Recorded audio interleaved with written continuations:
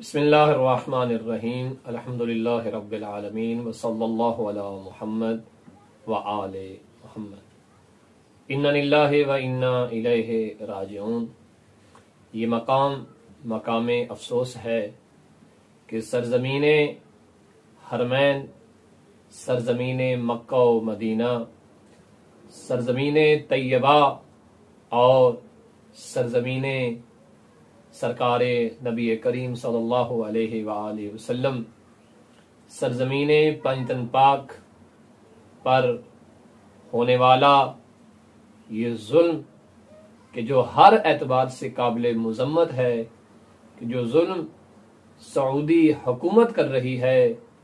और वो जुल्म ये है कि जो ज़मीन सरजमीने वही थी, जो ज़मीन सरजमीने कुरान थी,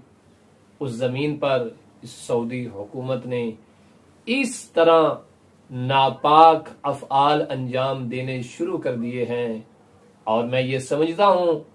कि सरजमीने मक्का, सरजमीने मदीना के जो हिजाज, जो हालियन सऊदी अरब की पहचान है, अगर इस सरजमीन के तकद्दुस को जिस तरह पामाल किया जा रहा है, अगर इस सिलसिले की हमने मुजम्मत न की तो अनकरीब इस सरजमीन का जो बचा कुचा तकद्दुस है वो भी पामाल कर दिया जाएगा। अगर आज रियाज के अंदर इस तरह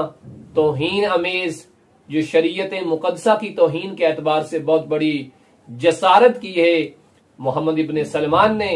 ये काबिले मुजम्मत है। और मैं ये पैगाम देना चाहूंगा उम्मत मुस्लिमा को कि वो अब बस करे और इत्तेहाद के जेवर को मजबूत करके, इससे पहले कि ये बदबख्त कोई और जसारत करें, मकाम मुस्तफ़ा सल्लल्लाहु अलैहि वसल्लम या रोज़ा रसूल इस्लाम सल्लल्लाहु अलैहि वसल्लम की इहानत करें मदीना में आकर, या मक्का में बैतुल्लाह की तकद्दुस को,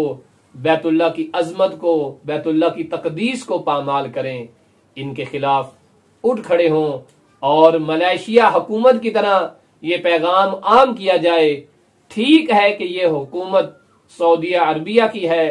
ठीक है ये हुकूमत सऊदी हुकूमत है, ये यहूदी हुकूमत है, इन्हें इनके हाल पे छोड़ा जाए, लेकिन हरमैन शरीफैन को इनके कंट्रोल से ले लिया जाए और एक ऐसी आलमी तंजीम जो है वो बनाई जाए कि जिसके जेर असर जो तमाम इस्लामी ममालिक को शामिल हो, उनके जेर असर हरमैन शरीफैन का तकद्दुस रहे, ताकि इससे पहले कि ये बदबख्तियां जो रियाज में हो रही हैं ये फैलती फैलती मदीना और मक्का तक पहुंच जाएं। मैं मुल्तमिस हूं तमाम इस्लामी ममालिक से, हमारे मुल्क पाकिस्तान के वजीर आजम से, ईरान, इराक और दीगर जितने लबनान, सीरिया और यमन और जितने इस्लामी ममालिक हैं उन तमाम से कि खुदारा सरजमीने वही को, सरजमीने पाक को सऊदी नापाक वजूद से पाक किया जाए। इन वहाबी फिक्र रखने वालों को कि जो दीन का मंजन बेच रहे थे कि जब हम कब्र रसूल का बोसा लेते थे, हत्ता कि उस जाली को, उस दीवार को भी हाथ ना लगाने दिया जाता और ये कह दिया जाता कि शरीयत मुकद्दसा इसकी इजाजत नहीं देती, जबकि क्या इनसे अब कोई सवाल पूछने वाला नहीं है। कब्र रसूल को हाथ लगाना या बोसा देना, फातिहा खानी करना, ये तो हराम है, ये तो बिद्दत है, खुदा का दीन इससे मना करता है। क्या यहूदियों के साथ ताल्लुक कायम करने को कुरान और खुदा मना नहीं करता? क्या गाना, क्या शराबखोरी, क्या सूदबाजी, जनाखोरी, क्या इस्लाम की निगाह में ये हराम अफआल नहीं है? इनको बताने वाले और इनका मंजन बेचने वाले